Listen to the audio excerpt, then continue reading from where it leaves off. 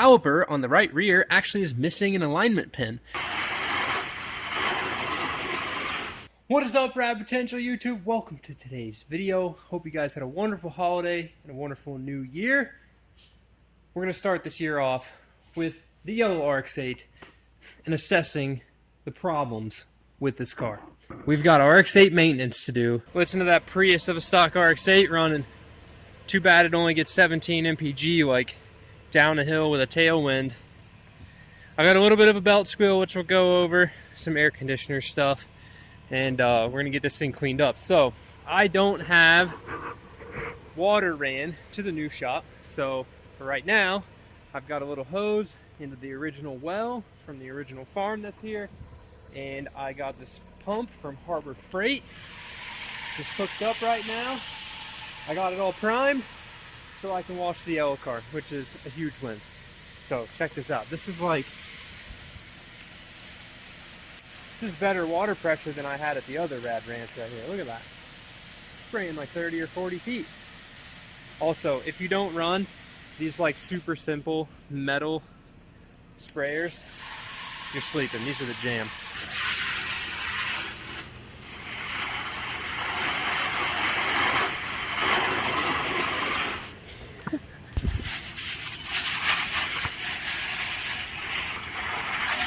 Okay, my well water turned black.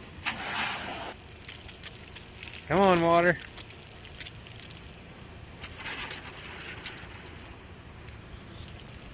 First thing to learn, trying to suck water through a collapsible pipe, not ideal. Second thing, my well is really deep. This is a like 14 or 16 foot 2x4. So I zip tied the hose to the 2x4 about 3 feet below the surface of the water. Like I use the 2x4 like a dipstick and then put it on there.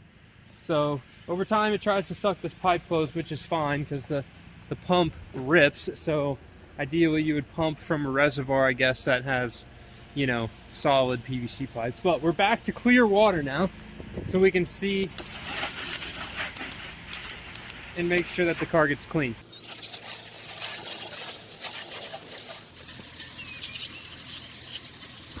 What do you think, Letty? The yellow RX8 look pretty good?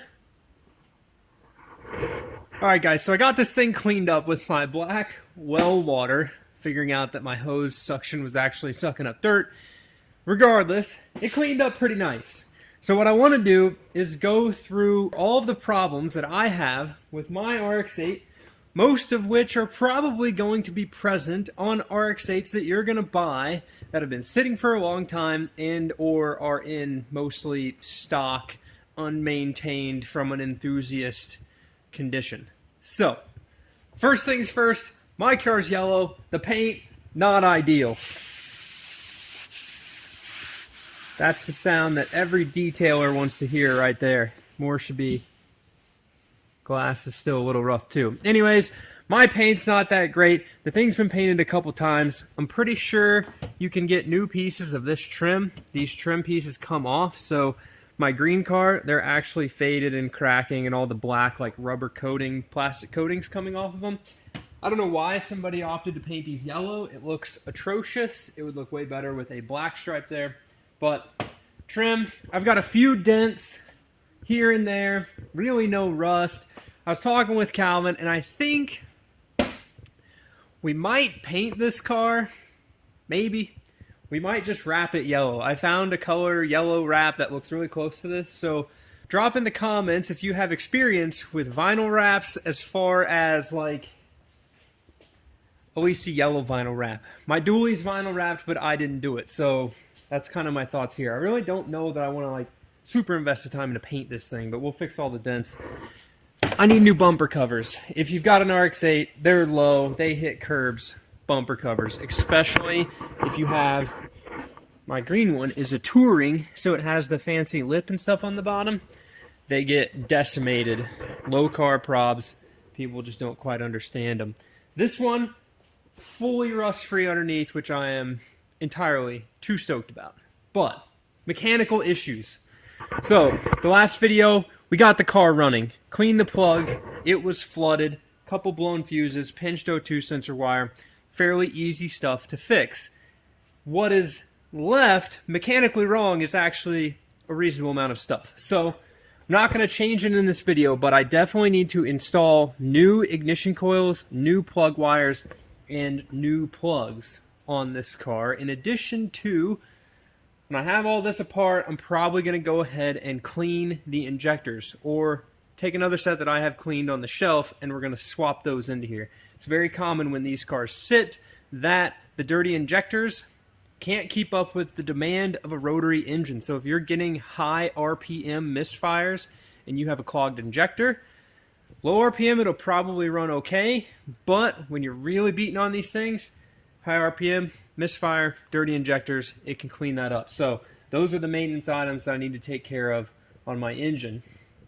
But that's for the next video, and I'll explain the plan for the yellow car here at the end of the video. So, other mechanical issues that I need to fix right now, very important to the safety and well-being of this RX8, is my clutch. So, this car got a new clutch master cylinder and a new clutch slave cylinder, new rubber lines. In the process of chasing a clutch issue. So, this car, RX8s, my green car, Calvin Schinka, etc. When a hydraulic clutch car sits for a while, especially if your brake fluid is really crappy, or in my green car's case, I'm running RBF 660, which is a very high temperature resistant brake fluid, it attracts moisture over time. So all brake fluids are going to do that. The RX8 uses a hydraulic clutch system, right? So the brake fluid that goes in the hydraulic clutch is also going to attract moisture. Whenever it attracts moisture, it doesn't like to work. So right now, I have to start my car in gear. I can pump the pedal up and sometimes it'll work. It'll take the car completely out of gear. But I got to clutch in, start it, car starts driving, don't run into stuff, and then you got to like rev match shift if you're actually trying to drive your car somewhere. So what we're going to do right now is I'm going to pop all these wheels off and we're going to change the brake fluid. So you can see just through the side of the reservoir how black and nasty this brake fluid is. Black and nasty, dark, crazy, dirty, rough brake fluid is not going to be effective. You're going to end up getting a spongy pedal, or at least getting a spongy clutch pedal, which is what I have. The brakes seem to work okay for rusty, crazy, gnarly rotors and stock pads that have been, the car's been sitting, so I haven't even driven it enough to knock the dust off the rotors. But I did have a flat tire, so the tire came off. Calvin put a plug in it for me, and it turns out, which I'd have never noticed this properly, but my caliper on the right rear actually is missing an alignment pin. So I'm going to go out to my parts car RX8 and get that alignment pin. Let's bleed the brakes. So how do I bleed the brakes all by myself? This is my pressure bleeder. Literally, I believe this is a Harbor Freight yard sprayer, okay, with a air pressure gauge on the side. Swap it to some like surgical line you can get off of the hose. You can get that off Amazon. I've got an end right here, which threads on and has a swivel fitting. This goes on all the old school RX-7 master cylinders. On an RX-8, the master cylinder reservoir is actually shared for the clutch and the brakes, whereas on RX-7s, they're separate, so you can use this, thread it on for an RX-7. I do have the correct one for an RX-8 right here, so I need to do some quick swappage and put this end on this end really quick. What we're going to do is put this on the car, put some pressure in this bottle. There's brake fluid in it already, and that's going to pressure brake fluid out all of the wheels, and then we'll crack all the bleeders open and just let it run for 20 minutes and try to flush all the brake fluid out of the system without introducing any air into the system. Doing this manually can take a while. And I'm going to open the clutch master cylinder bleeder and clean the clutch system out as well. Once you get all of that done, the brakes, typically you won't have to rebleed them, but the clutch stuff, I'm going to rebleed that separately, so I'll show you that.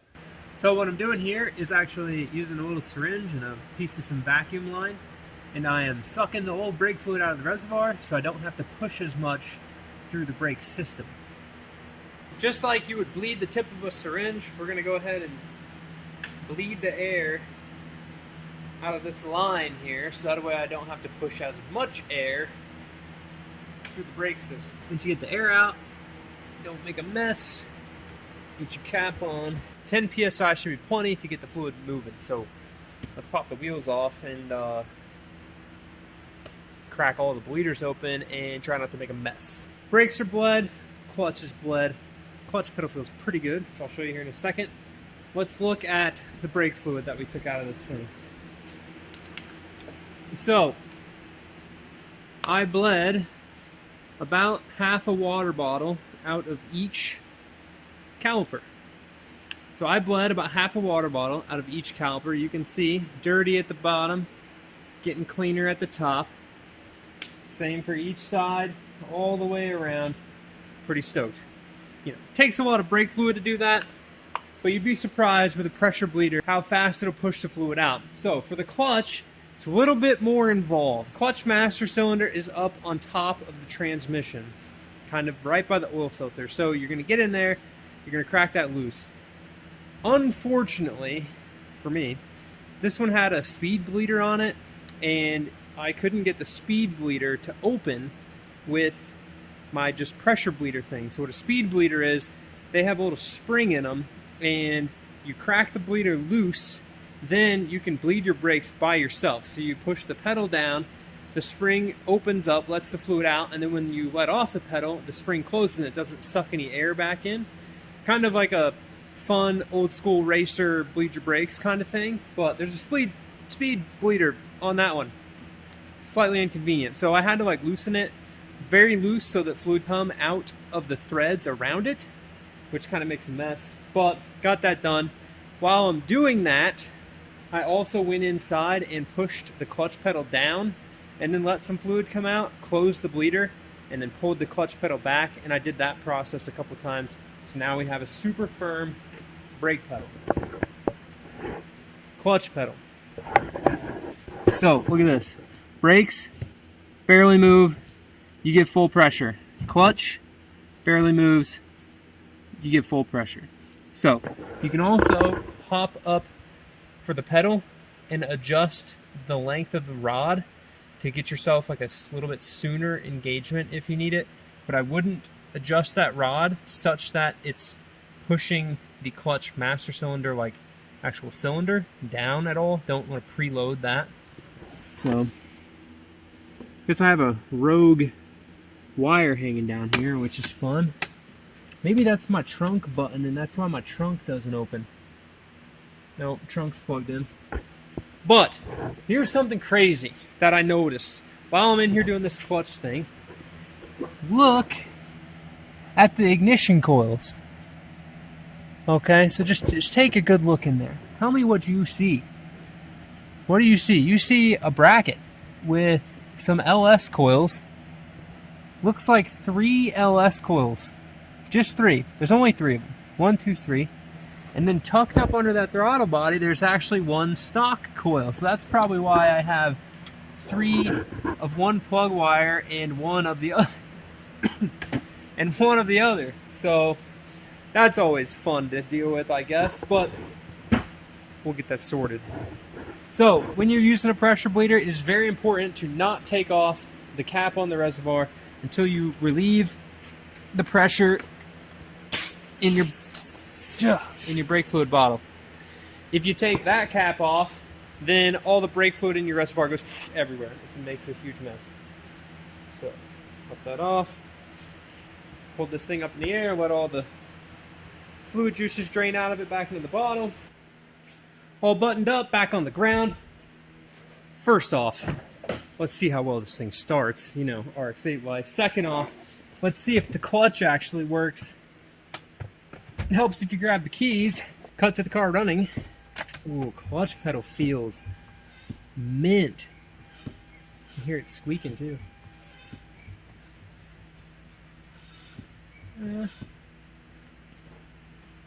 Fire this thing up in neutral. Listen to this. RX8 been sitting for 4 days. Cold start. Oh yeah. All right. Let's see. Will it go into gear? Goes into gear. Clutch engage is pretty low.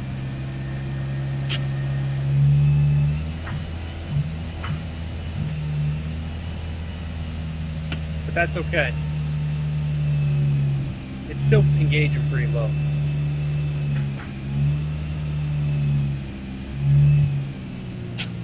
Probably still needs bled, Yeah, there's like... I might have to manually bleed this thing. Like...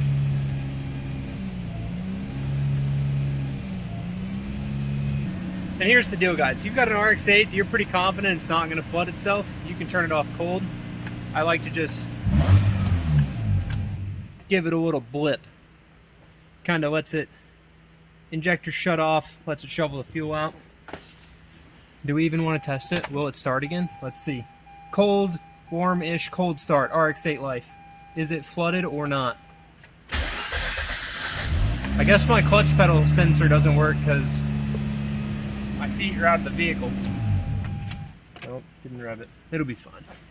Alright guys, that's going to be the end of this video with the yellow RX8. So, let me tell you well, first let me show you something.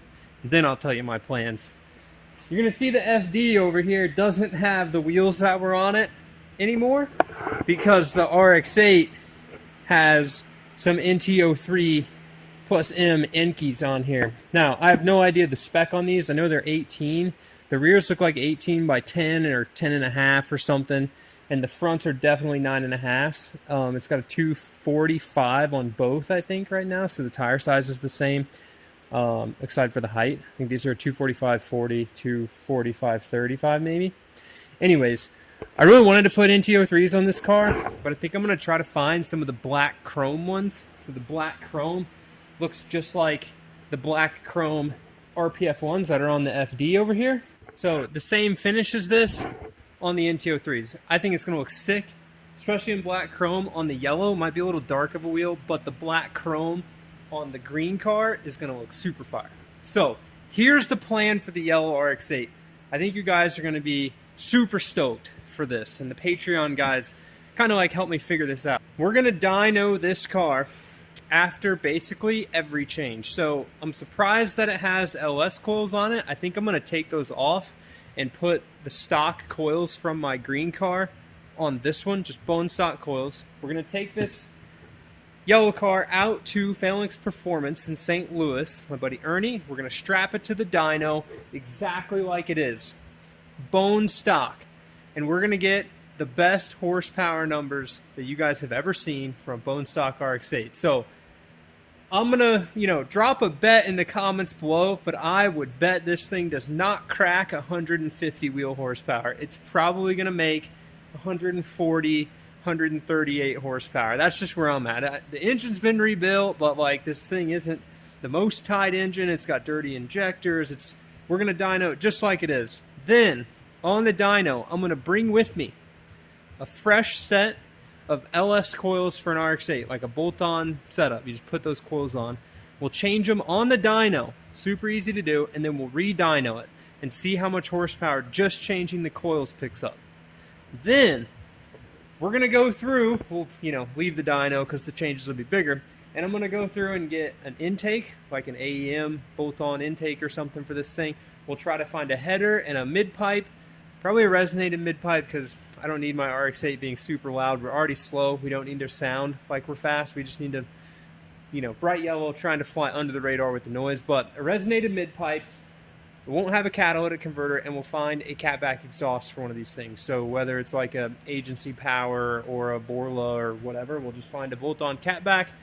We'll take this thing back to Ernie, hook up VersaTuner or something so we can tune it, put it on the dyno, and then just do some power pulls as well. And we'll still probably be pretty not impressed with the horsepower because, like I said, I bet all those mods, we're going to put like $3,000 into horsepower mods on this thing between the whole exhaust, the intake, the coils, tuning it, paying for dyno time, etc., etc. And I bet it picks up maybe 40 horsepower. So I'm excited. I'm actually really stoked. Wheels, we'll snag some parts from the green car and just give this thing some hand-me-downs. We'll get it painted or wrapped or whatever. We'll make it look nice.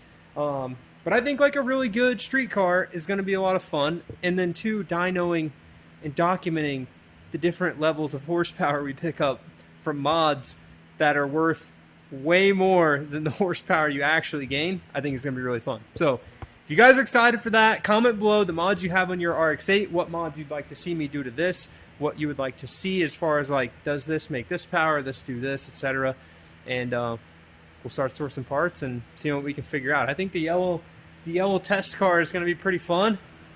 I really love the way it looks on these NT03s, and honestly, like, the hybrid turbo Renaissance full rebuild of their green car is going to be sick, but just going back to a fun little ripper stock RX8 and making some content with it, I think is going to be super cool. And it's yellow. Like, yellow, Nordic green, real good RX8 colors. So with that, thank you guys so much for watching. I've started a TikTok now, so you can go watch the shorts that I post on YouTube, and TikTok will get its own stuff, but TikTok and YouTube shorts and Instagram reels, and now that we're doing this full time, we can really push into the content creation. So let me know in the comments on those videos what you like, dislike, especially what you dislike, and I'll keep doing that. So with that, thank you so much for watching. Keep it rad. See you guys in the next one. Dang. So I think the 10.5 with the stretch tire like this fits reasonably decent, but there's a good inch of poke, and I really don't want to roll my fenders. But in the front, with that fitment up there, if I rolled the fenders a little bit, would fit just like Sad FD. I think would fit almost just like what these fit, which these are honestly a little bit sunk. But this is a 17.9 plus 25 on this car, and I can get those NT03s in an 18 9.5 plus 27. So I think, if my math right, 27 is 2 extra millimeters. It's a ½ inch wider. What? It's a ½ inch, 10 millimeters. So it's going to poke maybe 8 more millimeters than those, which I think might just be flush enough for street car fitment, and then put all seasons on it. But anyways, Laddie, are you cold today? Did I get the fire hot enough for you? You're just shivering because you're on camera and you want everybody to feel sorry for you in this nice warm shop where I can wear a t-shirt. No? Not excited? You ready to go home? Just perked up a little bit. Peace, guys.